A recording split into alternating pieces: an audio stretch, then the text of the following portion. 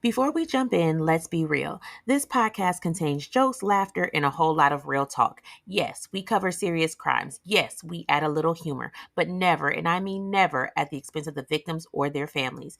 If you're sensitive, easily offended, or the type to clutch your pearls every time someone laughs during a true crime story, this may not be the podcast for you. But if you like your true crime with a little bit of spice, a lot of honesty, and just enough petty to keep it fun, welcome to Melanin Mysteries, baby. Let's get into it. Hey, cousins. If you are new here, welcome to Melanin Mysteries, where Black true crime meets cousins at the cookout. I'm Tiffany, aka Detective Lightskin, and baby, grab your drink because we talk about the cases they don't always give the same energy to. Now, before we get into today's episode, let me just say this. Life has been life in this week, okay? Adulting has been adulting. Responsibilities have been responsibility. And one thing about me, if I cannot bring y'all a fresh case with the depth, the energy, and the respect that these stories deserve, we're just not going to force it. I don't rush my stories. So instead of half doing something new, we're just going to bring y'all a flashback, one of our wild archive episodes. And this case right here, when I tell you it was intense, it was intense. Now, listen, this episode originally dropped back in 2024. So if you notice the vibe is a little different, the flow ain't exactly how we do it now, just remember we have evolved, okay? Because growth is a beautiful thing. The storytelling got sharper, the commentary got spicier, and the production definitely leveled up. But the heart has always been there. So whether you're new and this is your first time hearing this case, or if you're one of our day one cousins running it back, we hope you enjoy this replay. A brand new case will be back next week, fresh, researched, and ready, I promise. But for now, let's get into this wild story. Well, so today we're unraveling a case that has more twists than a curly fry and enough rumors to fill a small town tabloid. This is a head scratching story of Courtney Palmer, a guy who didn't just disappear but left behind a maze of suspects, conflicting stories, and some seriously wild theories. Oh, and did we mention there's some pigs involved? Yeah, real ones. So somewhere in this mystery are a few oinks adding just the right up bizarre to an already unbelievable story. So grab your detective hats, maybe a mud-proof poncho, because this case is about to take you on a wild ride through one of the strangest disappearances you'll ever hear about. So get ready to snort, laugh, and scratch your head as we dig into the story of Courtney Palmer. I'm your host, Tiffany. And I'm your co-host, Willie. Let's go ahead and get it.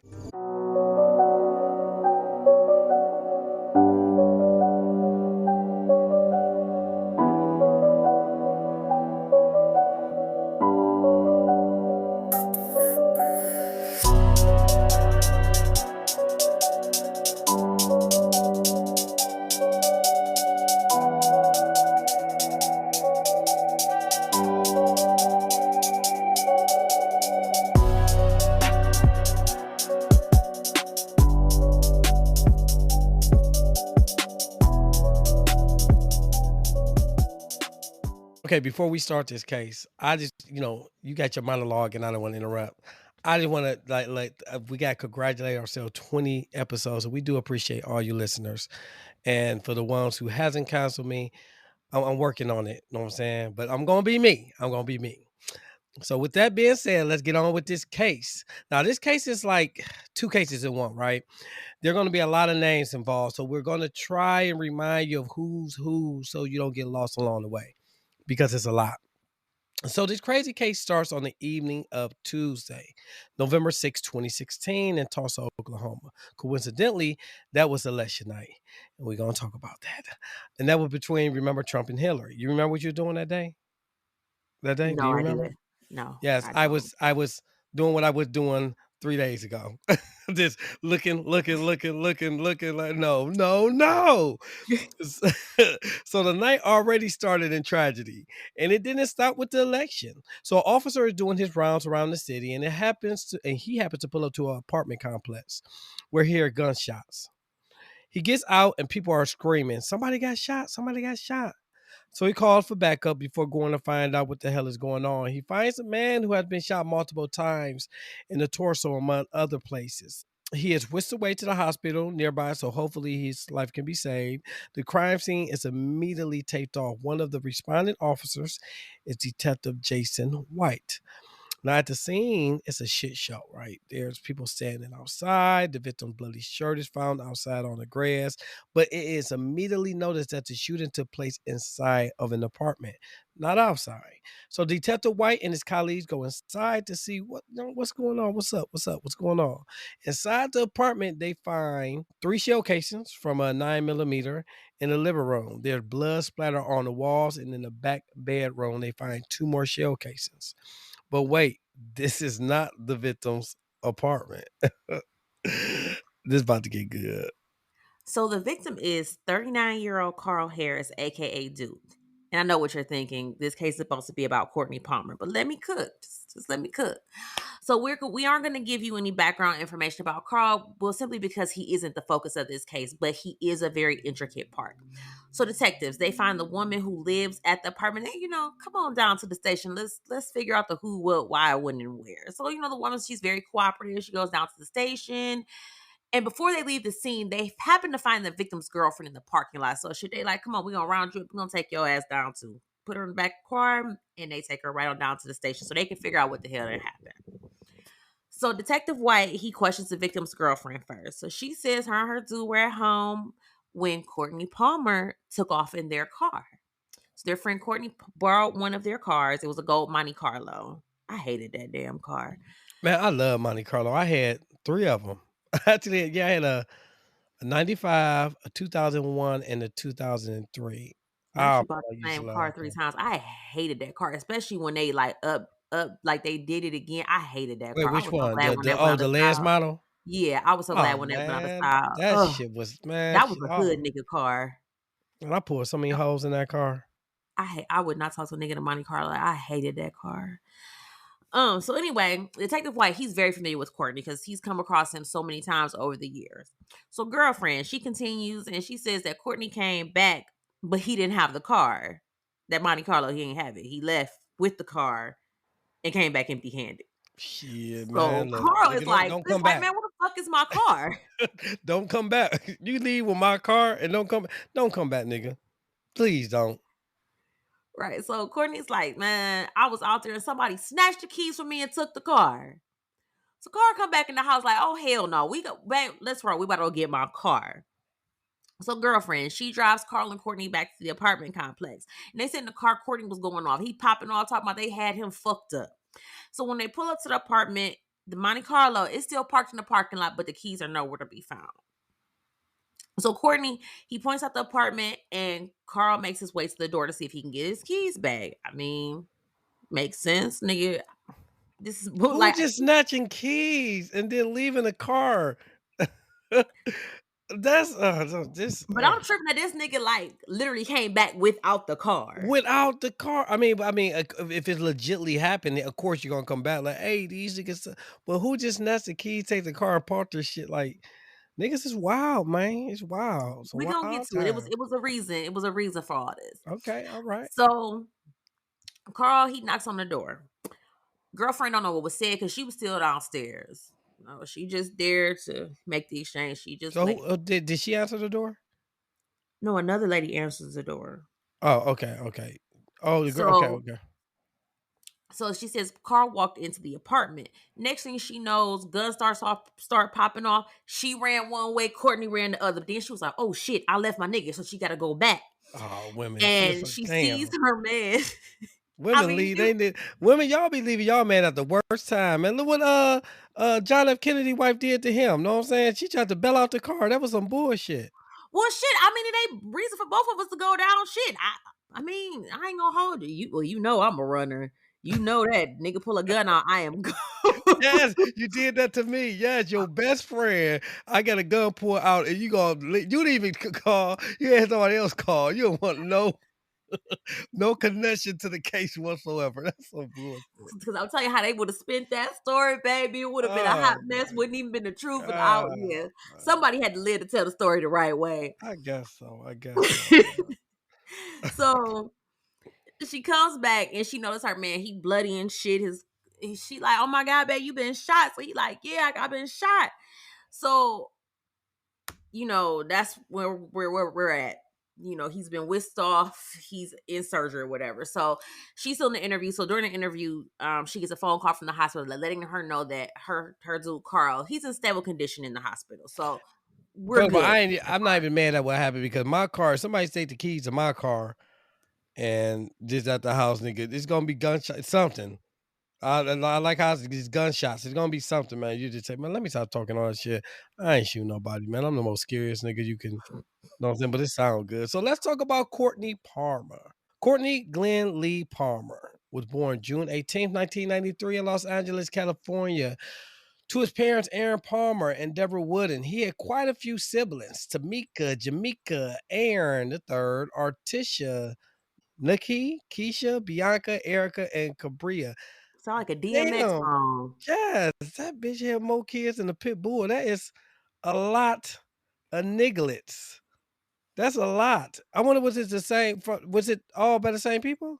No, I think most of those were his dad's kids. Oh, but guess what? Because it's given that Papa was a Rolling Stone. His parents weren't married, and his mother moved him to Tulsa, Oklahoma when he was 9. His mother said he really missed his calling as a comedian, and he left others with a loving expression of joy, laughter, goofiness, and fun. He loved to build cars.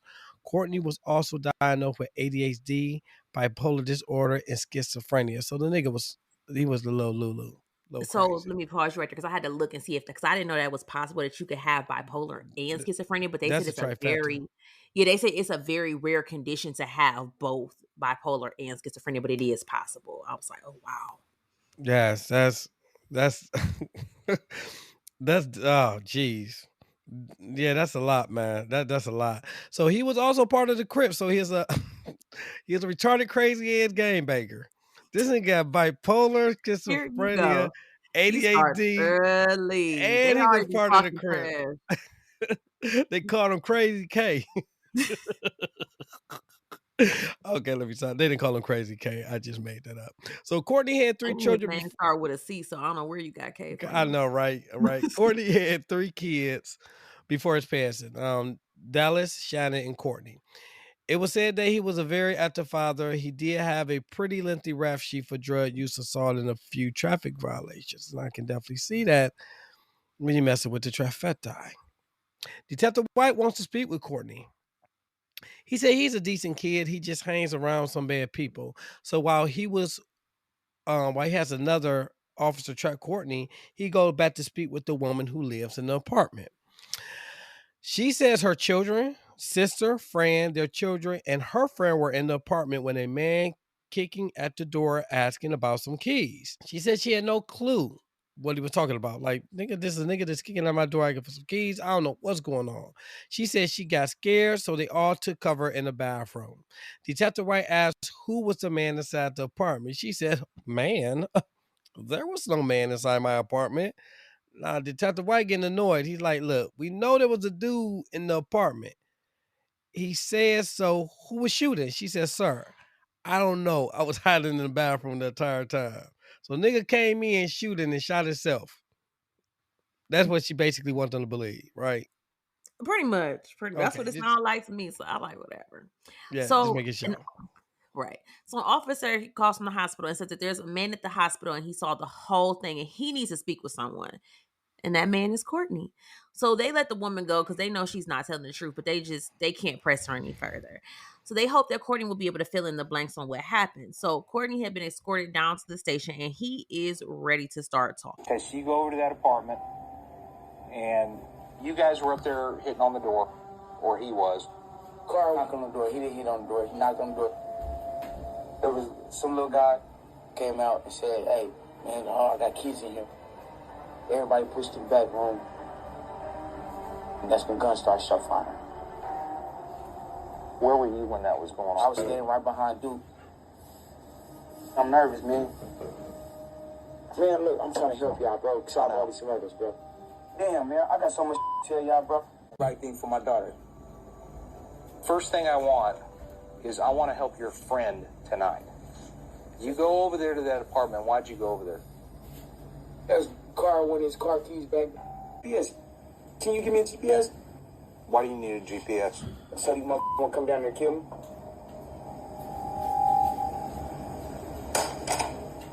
Boom. And you got me a Newport like I'm my motherfucking man.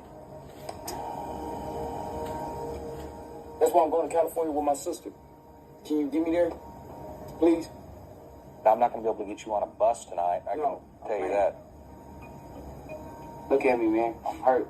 I'm scarred from the streets. Sit down and relax. Bro, I'm sitting down on the ground. You said you're hungry? Yes, I'm hungry, man. We'll see if we can get you something to eat. Yeah, come on. It's a long night with me, buddy. You ready to go home and get some sleep? Hey, man, I'll work all night. You know that. I know you do. No drugs or nothing, huh? Nope. Straight free, just like me. All right. Give me a quick minute. Sit tight. So after speaking with Courtney, and Courtney gave them the name Terry and says that he is the one who pulled the trigger, and he also ID'd him by photo. But the detectives don't feel comfortable getting a warrant for whoever Teddy is, as Courtney mentioned that he was off his medication and he really for real seemed like he was high. And they wasn't talking about he was high off weed. So they advised Nigga Courtney to go crazy. home. Right. Go home to his mother's house and get some sleep. So before Courtney leaves, Detective White says, quote, "You're gonna die if you keep living like this, and I don't want you to die." So the officers take Courtney home and they tell him to call after he gets some sleep and takes his meds. So the next day, Detective White has found the woman who took the key from Courtney, and she agrees to come down to the station. She says she's known Courtney for years and she was at the apartment visiting her friend. A few hours earlier before the shooting, she said she saw Courtney. He had hopped out of the car, and when he was driving, he was like swerving. And when he got the car, she noticed that he was high, so she took the keys from him and said, "When you sober up, call me and I'll give you the keys back," which is Okay, very okay. responsible. Right, Very very responsible. responsible. Yes, Yes. yes, yes. Friends don't like let friends drive high. Now drunk, that's different, but not high. Right. Right. So she was still in possession of the keys at the moment, and she said she felt really bad because had she never taken the keys, Carl would have never been shot. And she said she just took the keys because she was just trying to be a good friend, but she had left the apartment before the shooting happened, so she wasn't there. So the detectives they go to the hospital to see if Carl can tell him who shot him, but he's still unresponsive. Damn. They didn't kill Carl. Um, so it's time for detectives to go back and speak with Courtney. But they can't find Courtney. Right? Remember they sent this little crazy ass home and told him to get some rest. They can't find his ass. So in the meantime, another tip comes in. And the man says, "I was at the apartment and I would like to make a statement." They just come out the woodworks. Damn. The man, Bradley, comes into the station and sits down with detectives. He said, "Yeah, I was there that night when the man came kicking on the door. I was the one who shot him." Damn. Exactly. Mind blown. He said that Carl pushed past him into the house in a rage. He was scared and he ran into the bathroom. He said he was going for his gun. He looked up and Carl was standing in his doorway. Bradley said it was either him or me. So he said, "Fuck that." Bam! And popped his ass. When asked why he didn't stay at the scene, he ran because he was scared. They put Bradley on ice until they could figure out, what needs to be done. But they still need to speak with Courtney, right? But they can't find Courtney. They don't know where he's going. So low, they should never sent his ass home.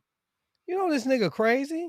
He bipolar, schizophrenia, and a nigga got ADHD. That's like this nigga's a walking time bomb. So a few days go by and still no Courtney. The police get a call from, and it's an anonymous caller from Crime Stoppers. Now look, check this out. The caller says that Courtney is dead. He was beaten to death in an apartment and that he had been fed to pigs in Muskogee County. Detective White is like, "Fed to the pigs?" I'm like, what the fuck you talking about, fed to the pigs? The caller said that a rumor is going around that Courtney set up to be shot, but the caller doesn't know who did it. But they tell him that he should look into Charlita Mack. So I heard that. That's what they used to do back in the mafia days. They said they'd get some pigs, right? And they would not feed them. So these little niggas be starving, like hungry as hell. Like they don't feed them at all. And then they said they don't body something. They said they would eat them niggas to the bone. I have no words. No, seriously, man. And the fucked up I thing know, is, I'm just saying, like, that's crazy, like, I have no yes, words because you done got yeah, fed because to I, the you pigs. because you be fucking some bacon up. That's why. The two don't even correlate in my head. It Pigs, do. bacon, Pigs two eat totally anything. don't two totally different things. I don't care that bacon good as hell. I will never give up bacon, I and know. I I don't was like just turkey throwing bacon it. either. Give me my damn bacon. Love Man, it. turkey baby is like leather. It's like a leather belt. It don't even That cook right. It just it don't. don't. It's like a Mm-mm. piece of paper and they put flavor and they color it. I've never even tasted because I tried to cook it for my friend once and it just didn't even look right and I was like, girl, no, I can't. Mm-mm. Now beef bacon is good. It's just It's expensive as hell. cool, but it's nothing like No, bacon. ain't Bacon. nothing like the sweet taste of divine swine. Mm. Whew, I tell you. Oh, So Charletha Michelle Mack was born December 15th, 1976 in San Diego, California. I have no information about her upbringing, but she was around 37 at the time of this case. We do know she had at least one son, and he was grown during this case. And she had a pretty hefty criminal record, which included some larceny charges, possession, unauthorized use of a vehicle, possession of stolen property. She was in them stores stealing in people's shit, hey, basically. but that's the second case that we had. The one we just did with the champion dude, the unauthorized use Carlton, of a yes. vehicle. Yeah, Mm-hmm. I was stealing shit. Yeah, so this bitch was a thief, basically. a damn She was a thief, klepto, like we used to call klepto. her back in the day. That bitch, cause she take everything that wasn't nailed down. 5 finger discount. And so, and it said this went on for some years. Like, I mean, her rap, it was very lengthy and she's done a lot of time. So, according to one of her many Facebook pages, because she got like six, seven of them, and it was real petty because I noticed like somebody had like tagged her and was like, this her new page, go do what y'all do. People be petty, man. But I ain't anyway, mad at it. I like it. I love the pettiness. Let's get it. Yes. Go so she ahead. went to Tulsa Community College at some point. One page says she was self-employed, and then another one page her page says she worked at Sky Packaging Materials. So I don't know what the bitch did. Don't know. She probably took crack on the side too. Who knows? So police knew of this house from past encounters. So they get a warrant before they roll up on Charletha. And when they get there, Charletha's there along with her son and his girlfriend. So they check the house, and someone was like, "Bring on CSI too." So CSI come in with that good old luminol and they go straight to the bathroom like the caller told them to. And all in the bathroom, it light up like a Christmas tree. Blood splatter is all over the bathroom. From the So they like, windows to the wall. they just come, we just round everybody up. Let's go on down to the station. So first they question the girlfriend, who's Janetta Thomas. Again, almost no information found on Janetta, but she was 19 at the time of this case. She explained that she had no idea what was going on. She did say that she knew who Courtney was because he had a baby by Charletha's niece. And he would stop by from time to time, but she didn't know him. And that was really all she had to say about that. So police don't believe she's being 100% honest, but they like, okay, just go on. We'll circle back to you if we need to. So next they call in Charletha's son, James, and they ask him, where's Courtney? He was like, you know, fuck it. I'm going to tell y'all what everything y'all need to know. I'm going to tell you exactly what happened. He pulled a little Woody and was like, I ain't going to be in trouble. Okay, I'm going to tell you everything that happened. Y'all He nigga just said, give me so something to eat. Just give me something to eat. I'm gonna tell y'all everything you need to know, Joe. they didn't have to give him nothing to eat. He just said he was gonna go ahead and tell the whole story. So he said he was in his room and he heard screaming, so he came out. James said he saw a man named Gerald Lowe and his girlfriend who had been staying at the house with them in the living room, and the girlfriend was beating on Courtney and yelling, "You set up my cousin." So Courtney was pleading that he didn't have anything to do with Carl being shot. So James says that the beating went on for hours. He said that it started around 11 p.m. and went all the way through the night. And he said at one point they had Courtney in the bathtub and they were beating him. God damn, that's like they did a whole goddamn shift on this nigga, man. They A really 8 hour did. shift. Damn. Yeah. So finally, he said when the screaming stopped, he saw Gerald and the woman wrap Courtney's body up in some cleaner's bag and take him out, and they got in a truck and left. He said it was a white pickup truck. So Detective White's like, "Oh, so who's the girlfriend?" But James doesn't know her name. So for the moment, they let him go too. Whew, this is getting crazy. So next up, they finish up with Shalita. Shalita tried to start with. She had no idea what was going on with Courtney. She said he stopped by the house like he always do, and that was it. Detective White told her to cut the shit. All right, cut. They already spoke to her son, and they know what happened. They said, "We know you called Courtney to your house to set him up to be killed," and she denied that. She said that Courtney just popped up like he normally does, and they had plans to snort some cocaine. I knew See, crack was told you it was involved. crap. See, Crack is always involved. I told you, man, crack is always involved. But when he got there, Gerald and his girlfriend flipped out and started beating him, and then she corroborated the remainder of the son's story. Courtney Palmer. You know him. Courtney got a baby by my niece. He's a pretty cool cat. You know Duke as well, right? Mm-hmm. All right. What have you heard about that situation? I don't hang around too many people, so I don't. I'm going to do you a monster favor. Usually I'll just let you sit in here and lie and lie and lie. And I'm really not in the mood for it. I already know the story. I know what's up because your son already told me. You need to do the right thing right here, right now, because this is serious. Courtney came over and Courtney wanted to do some Tony with me. Which means cocaine. Right. The word is that you lured him over there to get high, to find out what was up. Even if you did, I don't care. I called Courtney over there. Courtney just popped up. Okay. Out the blue. He always pops up. He just kept talking loud. That's when the girl came out the back room, where she's supposed to be some kin to Duke. Courtney was on the couch, like, sitting just like me. Mm-hmm. But she was on top of him with her legs back here. Okay. And as she's sitting on him, she was like, I could just kill you. She reached and got a pocket knife from somewhere. Sliced him right there, and I was like, hey, chill out. What else happens after he gets cut? Because a lot more stuff happens. A lot more. He got torture from my back, and I just couldn't take it no more, so I goes back to my room. Gerald choked Courtney after they took him from the tub while the girlfriend stomped on him until they wrapped him up and took him out to the truck. So, God, they were brutal with this shit.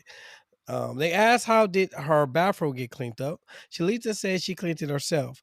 They show her a photo of Gerald, and she correctly identifies him. Like, yeah, that's the nigga. But she also doesn't know the girlfriend's name. So how you got a bitch in your house and you don't even know that bitch name? Man, you know how nigga be bringing hoes over. Like, yeah, this is my little friend, my little lady friend. They do that Well, shit all first the of all, time. your grown ass ain't laying up at my house. You ain't my Nigga, kid. how You ain't many laying up at hoes my have house. my brother bought over to my mom's house He and we bring a don't know hoe their every time. name? Every time I see him, he got a new bitch. But Oh that's a shit! We just last week. that's what I'm talking about. Yeah, every time I see nigga, he got a new bitch.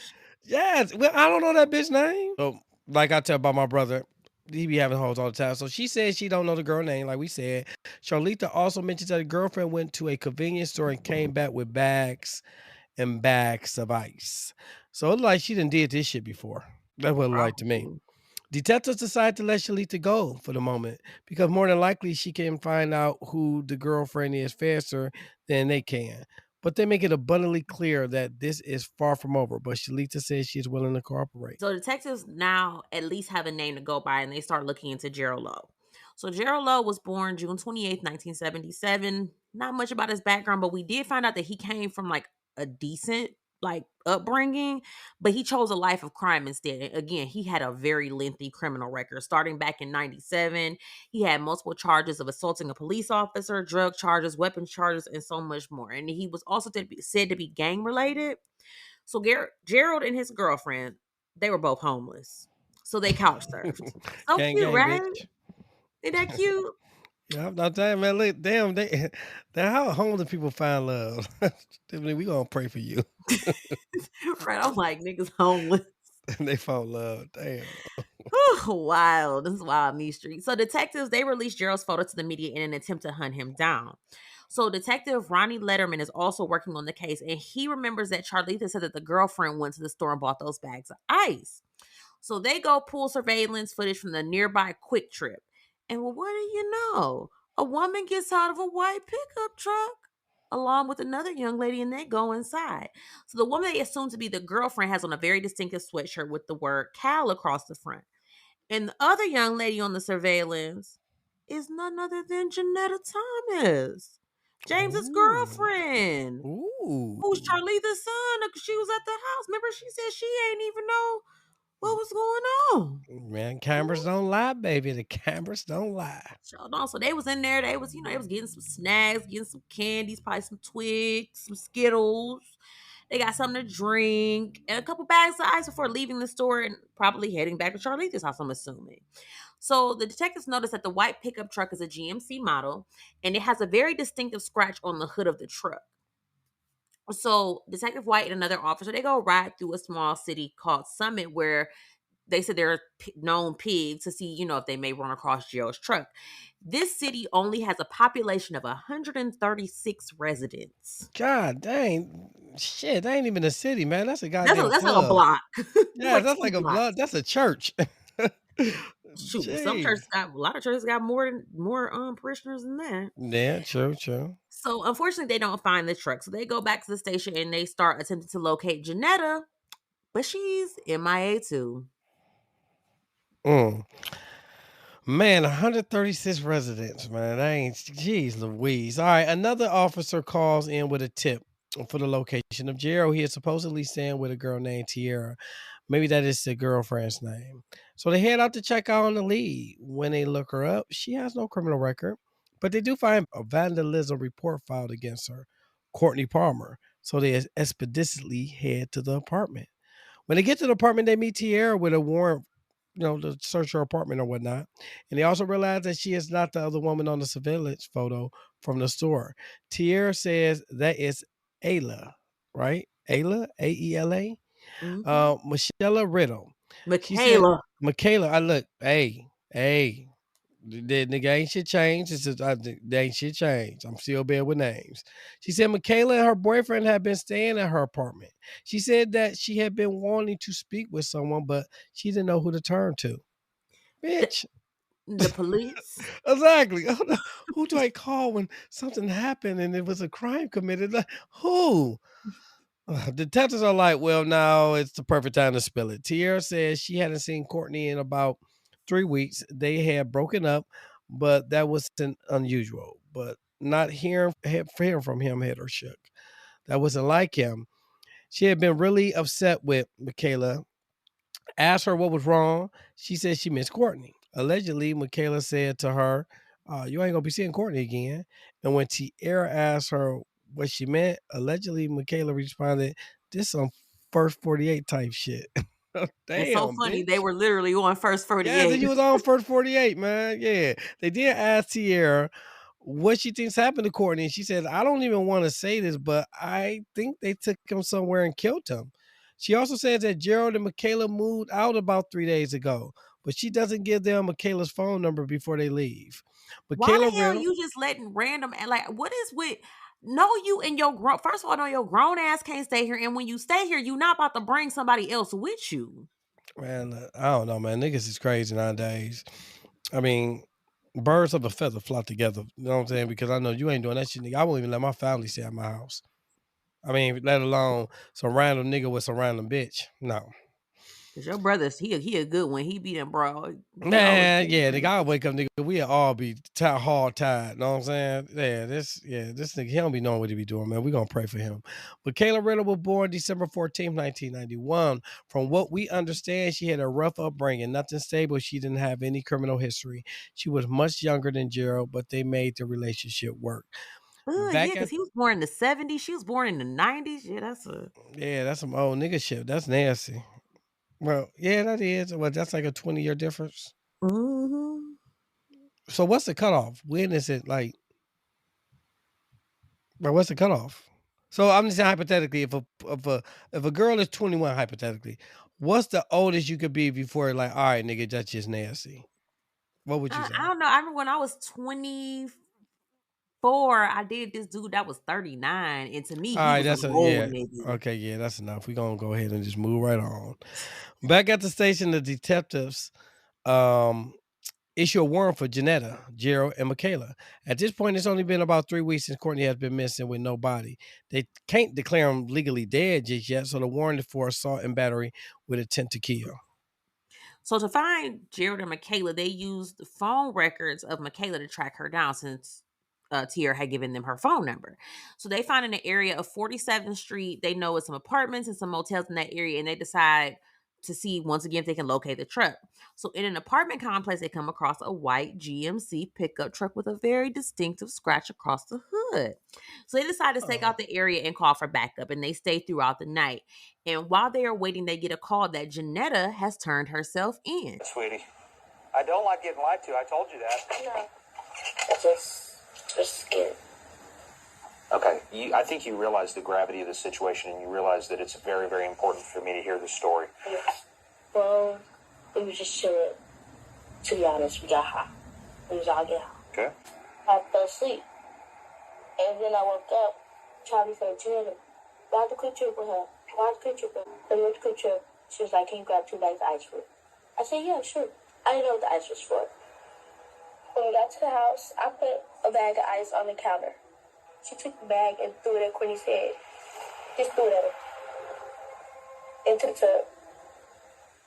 And, the beating got worse. It got worse. And it got worse. That boy was tortured with hands, feet, hot water, ice, and, It's all right to cry. that boy was begging for his life. Please, please, please. I didn't do it. I just went back to the room. I didn't want to see it. I didn't want to hear it. So I turned the TV up.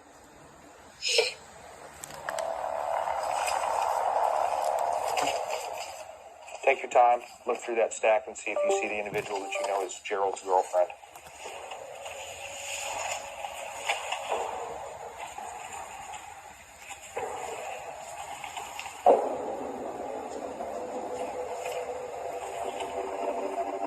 That her? Yes. Okay.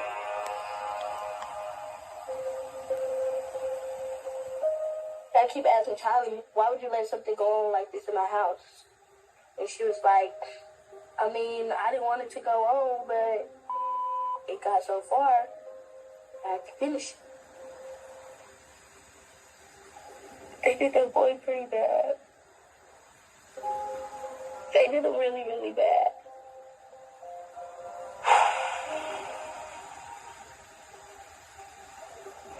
So they arrest and charge Janetta for first-degree murder. Next, they coming after Charlita for accessory.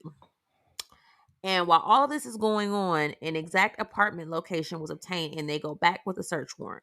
So Gerald and Michaela come out without incident.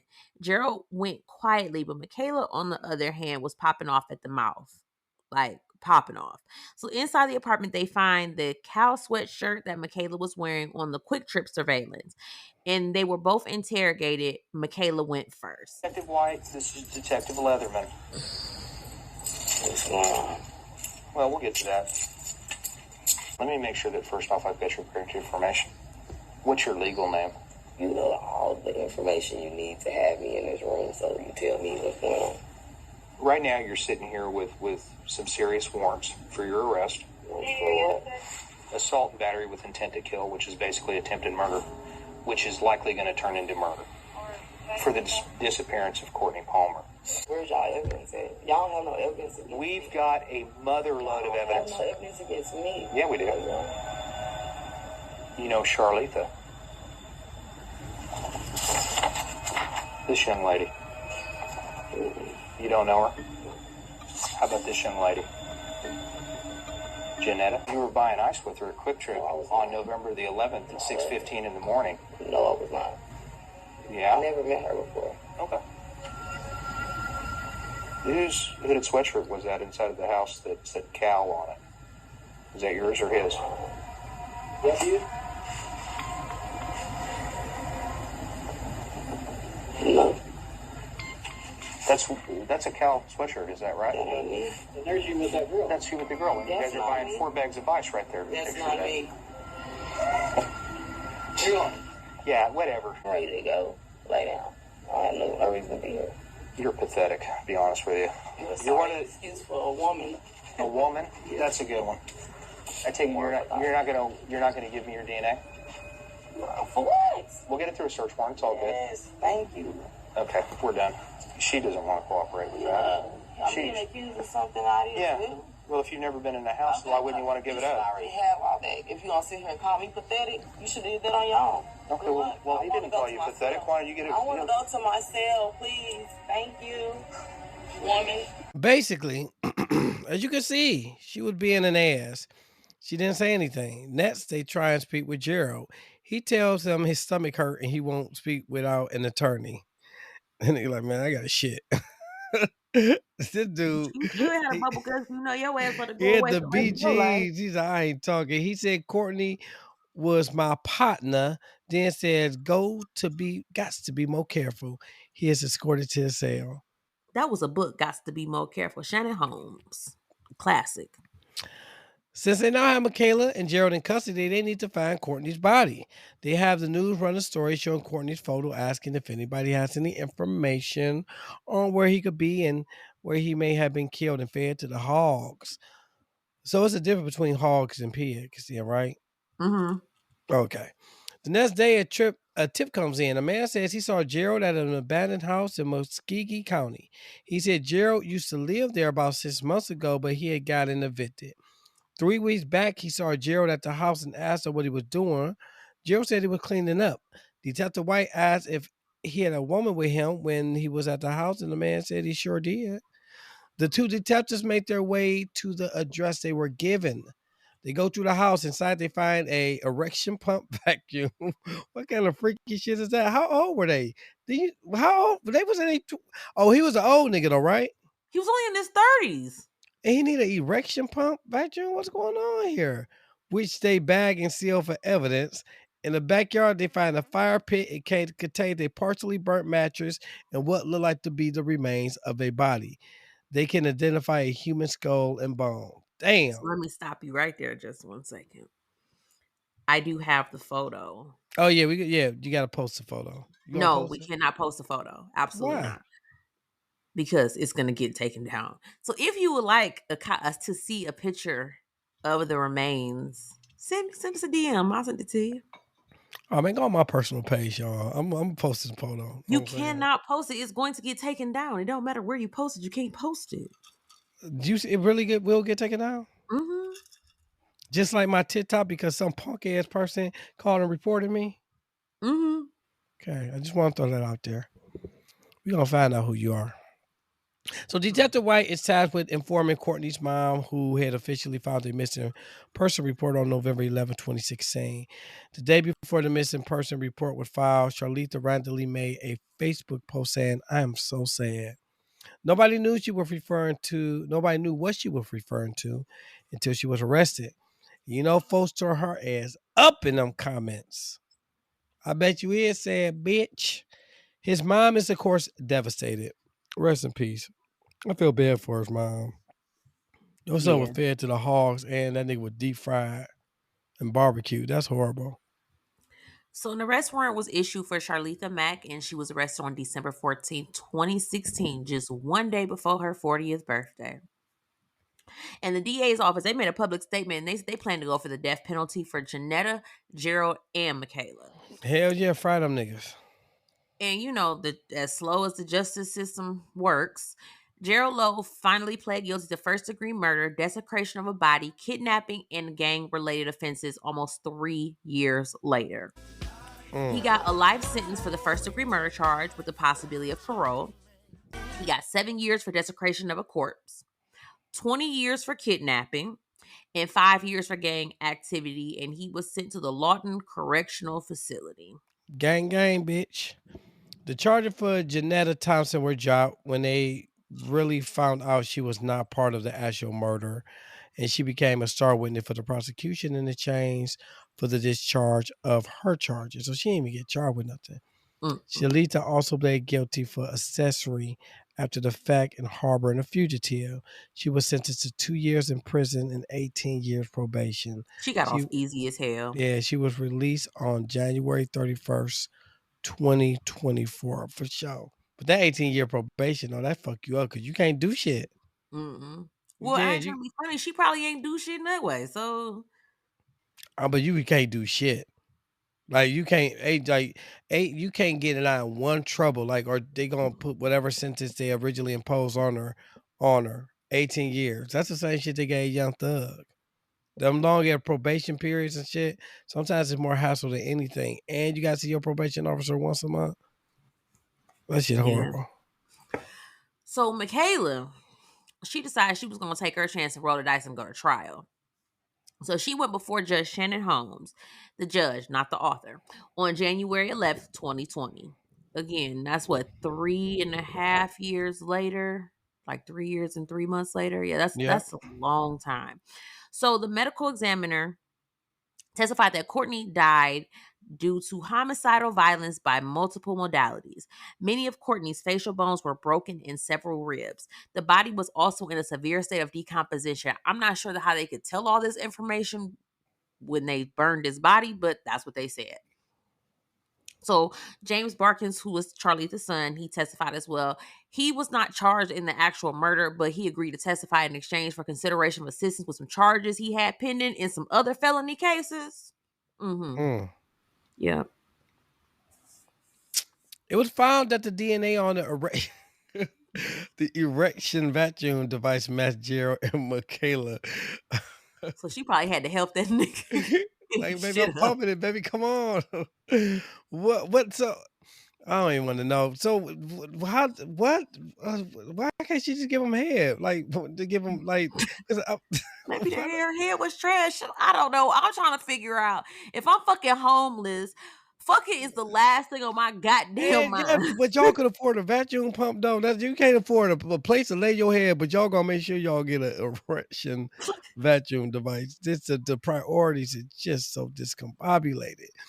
So the matches they also found burnt with Courtney's body had the same. They believe the couple had sex before they burnt Courtney's body. They were some freaky ass niggas. No, that's just fucking disgusting. You have a dead body And you got you and but you listen over to here the trying to fuck. You homeless?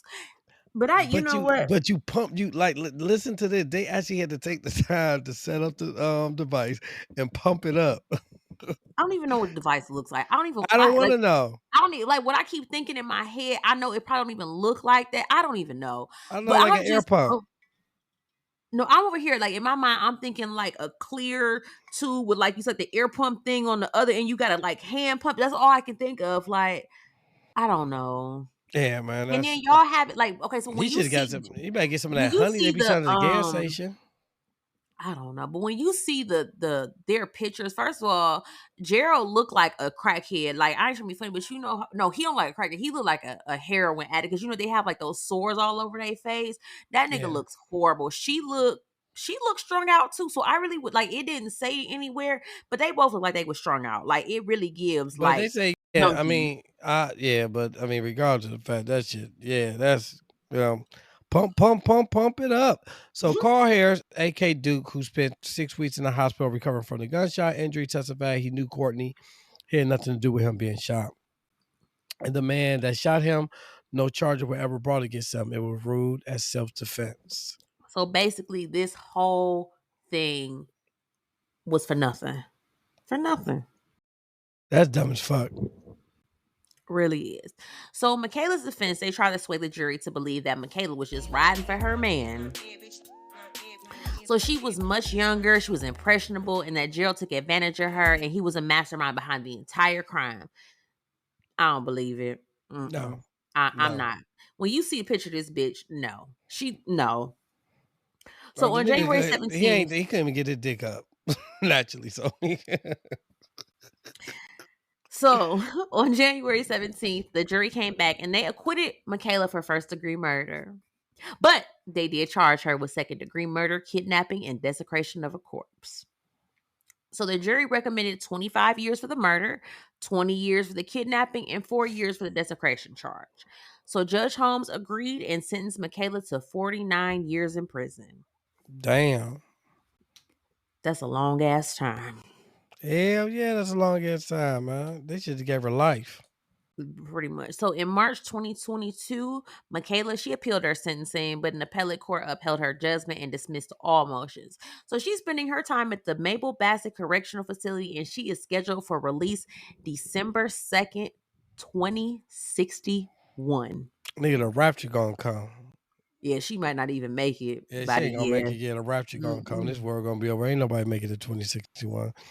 And that is it. I can't even fathom 2061. Nigga, we will be dead. I mean, not necessarily. That's only 40 some years. Like, I don't plan to. I believe Niggas like ain't living at 80 years old no more, man. Actually, they are. People are living longer now than they ever have. Oh shit. God damn, I hope so, wow.